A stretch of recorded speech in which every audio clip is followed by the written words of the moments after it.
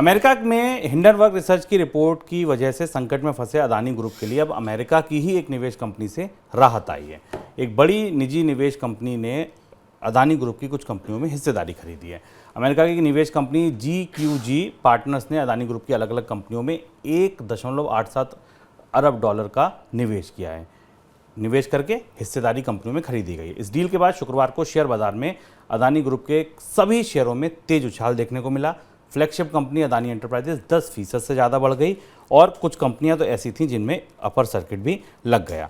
Adani group की कंपनियों का अगर आप हाल देखें तो आज अंबुजा सीमेंट 7% के करीब ऊपर है, Adani Wilmar 5% upper circuit, Adani transmission 5% upper circuit, Adani total 5% upper circuit, Adani power 5% upper circuit, Adani ports 10% ऊपर, Adani greens 5% upper circuit, Adani enterprises अब 15% ऊपर है, ACC 5% ऊपर है। सारे ही शेयर थोड़ी बहुत नहीं काफ़ी तेज़ी दिखा रहे हैं और इस बीच शेयर बाजार भी आज तेज़ी है। इस तेज़ी में और जो रंग हरा है उसको गाढ़ा कर दिया शेयर बाजार ने, क्योंकि शेयर बाजार में सेंसेक्स आज खुद 900 पॉइंट ऊपर है। NDTV के शेयर में भी आज अपर सर्किट लगा है 5% का। सर, ये तमाम शेयर आज हरियाली दिखा रहे हैं। कल आपने बताया था ये हरियाली तत्काल इतनी राहत दे सकती है कि जो कर्ज लिए गए इनके बदले वहाँ कुछ राहत मिल जाए। आज की जो सबसे बड़ा घटनाक्रम है वो GQG कंपनी से शुरू होता है। क्या कंपनी है ये, कितनी बड़ी कंपनी है? GQG एक बुटीक इन्वेस्टमेंट फर्म है। अमेरिका में बहुत सारी बुटीक इन्वेस्टमेंट फर्म है। राजीव जैन इसके मालिक हैं। ये फर्म और भी कुछ इन्वेस्टर्स के साथ मिलकर काम करती है। इसने 15,000 करोड़ के आसपास का निवेश अडानी समूह के स्टॉक्स में किया है। राजीव जैन एक पोर्टफोलियो मैनेजर रहे हैं।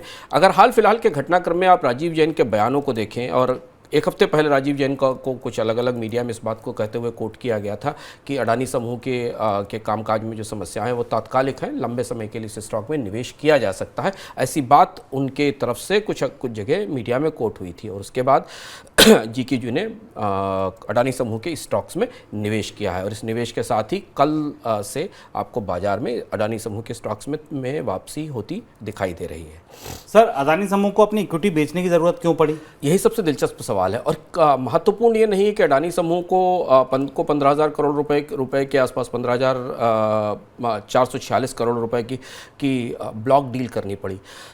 महत्वपूर्ण दो चीज़ें यहाँ समझना है। पहली चीज़ तो ये कि 15,646 करोड़ रुपए की ज़रूरत अडानी समूह को इस समय तत्काल अपनी हिस्सेदारी बेचकर इसलिए पड़ी क्योंकि कर्ज की देनदारी सामने खड़ी हुई है और उस देनदारी को वापस करने के लिए, क्योंकि एक और बाजार खड़ा है जिस पर हम आगे बात करेंगे, उसको भी शांत करना ज़रूरी है। वहाँ से अब अडानी समूह के पास कोई ऐसा विकल्प नहीं था। पहले चर्चा आई कि उनको $3 बिलियन का सॉवरेन वेल्थ फंड की क्रेडिट लाइन मिलेगी, उससे पहले ये चर्चा थी कि उनको हेज फंड पैसा देंगे। यानी कर्ज के बाजार से अडानी समूह को कोई मदद या कोई राहत नहीं मिली, बल्कि कहा यह भी जा रहा है कि भारतीय बैंकों ने भी, जो शेयरों के अगेंस्ट लोन देने वाले बैंक हैं, उन्होंने अडानी समूह पर या तो ज़्यादा शेयर मांगने के लिए दबाव बनाना शुरू कर दिया है या फिर उन्हें लोन वापस करने के लिए दबाव बनाना शुरू कर दिया। रणनीति हो सकती थी कि अडानी समूह अपने शेयर और बढ़ाते, इसके बजाय उन्होंने अपनी हिस्सेदारी बेची। अडानी समूह में अभी अडानी प्रवर्तकों की हिस्सेदारी काफ़ी ज़्यादा है, 70% से ऊपर है औसतन। तो कंपनी के पास ये विकल्प था कि वो हिस्सेदारी को बेच सके। लेकिन दूसरी चीज़ समझना ज़रूरी है, जो हम आंकड़ा करीब से देख रहे थे, कि अडानी समूह ने स्टॉक्स की बिक्री कितने डिस्काउंट पर की है, जहाँ से इस पूरी डील का मंतव्य समझ में आता है। यह वही अडानी समूह है जो 3,3100 रुपये में FPO बेच रहा था दिसंबर में आकर। आज अडानी इंटरप्राइजेस की जो डील हुई है वो 59% के डिस्काउंट पर हुई, अगर आप उस प्राइस से जोड़ें करीब। अडानी पोर्ट की डील 21.7% के डिस्काउंट पर हुई है। अडानी ट्रांसमिशन की 75% के, ऑलमोस्ट 75% के डिस्काउंट पर हुई है और अडानी ग्रीन की डील जो इसमें हुई है वो 73.7% के डिस्काउंट पर हुई है। यानी वो सारे स्टॉक्स जिस लेवल तक गिर चुके हैं वहां पर जाकर अडानी समूह को अपनी हिस्सेदारी बेचनी थी। हालांकि इशू केवल अडानी इंटरप्राइजेस का आ रहा था, लेकिन वहां भी 60% के डिस्काउंट पर शेयर बेचना पड़ा है अडानी समूह को इस स्थिति में। ये बताता है कि किस तरीके की जद्दोजहद चल रही है इस समूह के पास नई पूंजी लाने के लिए। और अगर यही काम एफपीओ की सफलता के साथ हुआ होता तो शायद अडानी समूह को जो आज मौजूदा कीमत है यानी 1410 रुपये पर ये डील हुई है GQU के साथ, और जब इशू आया था तो 3000 रुपये से ऊपर की कीमत लगाई गई थी अडानी समूह की तरफ से जो एफपीओ आया था उसमें। आज अडानी समूह लेकिन इस डील के बाद 1841 रुपये पर ट्रेड कर रहा है, ओवरऑल वैल्यू बढ़ गई। सर अब इसका बॉन्ड बाजार पर कितना असर होगा, कोई असर होगा कि नहीं होगा, ये तो शेयर बाजार की बात है।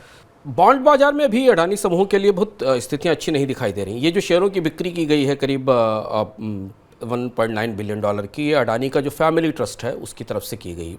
जो फैमिली ट्रस्ट जो अडानी समूह में हिस्सेदारी है, कई सारे ट्रस्ट और कई सारी कंपनियां मिलकर अडानी समूह में हिस्सेदारी संभालती हैं, और ये इसलिए किया गया शुभम, इसके पीछे की वजह यह है कि पिछले एक हफ्ते के दौरान अडानी समूह ने अपने फिक्स्ड इनकम इन्वेस्टर्स से बॉन्ड इन्वेस्टर्स को समझाने के लिए, उनकी चिंताएं, उनकी बेचैनी, उनकी आशंकाएं दूर करने के लिए तमाम प्रयास किए थे, लेकिन शायद वो प्रयास सफल नहीं हुए। और उन प्रयासों की असफलता की ही वजह थी कि बॉन्ड बाजार में से कोई राहत आती नहीं दिखाई दी। अभी भी अडानी के बॉन्ड्स पर यील्ड ज़्यादा है बनी हुई है, और इसलिए फिर समूह को अचानक आनन फानन में जाकर अपनी हिस्सेदारी को इस डिस्काउंट पर, इस कीमत पर बेचना पड़ा, और इससे शायद बॉन्ड बाजार को यह पता चल सके कि अगले 1 साल तक के कर्ज को चुकाने की गुंजाइश दिखाई देती। पर यहाँ और 2-3 तथ्य इसके साथ पकड़ना जरूरी है। ये शेयरों की बिक्री या ये GQU की बिक्री से आपको शेयर बाजार में तात्कालिक तौर पर बढ़ोतरी दिखाई देती है, पर बड़ा सवाल निवेशकों की दृष्टि से, स्टॉक मार्केट की दृष्टि से, बैंकर्स की दृष्टि से, कर्ज देने वालों की दृष्टि से होगा कि इस फायर फाइटिंग के बाद अडानी समूह ग्रोथ ले पाएगा आगे क्या। वो जिस निवेश की ज़रूरत है, जिस तरीके के निवेश की संभावनाएं या प्लान किया गया था, वो ग्रोथ आ पाएगी कि नहीं आ पाएगी, पहला सवाल ये। दूसरा सवाल ये कि जितना कर्ज है उसे अगर रीफिनांस करने की संभावना नहीं बनती है और उसके पीछे एक मजबूत राजस्व का, कमाई का चैनल या उस रेवेन्यू का मॉडल नहीं बनता है, तो हिस्सेदारी और बेचने की नौबत आ सकती है, और हिस्सेदारी बेचकर कर्ज चुकाने की परिस्थिति बन सकती है। तो इसलिए अडानी समूह पर करीब से नज़र रखिए, घटनाक्रम काफ़ी तेज है, और अभी 1 साल तक, अगले 1 साल तक जब तक कर्ज की बड़ी देनदारियाँ आने वाली हैं, अडानी समूह में काफ़ी उथल पुथल होती दिखाई देती रहेगी। इस बीच ये भी ध्यान रखना ज़रूरी है कि भारत के सर्वोच्च अदालत ने और भारत के रेगुलेटर ने, दोनों ने अडानी समूह पर हिंडनबर्ग के आरोपों की जांच भी शुरू कर दी।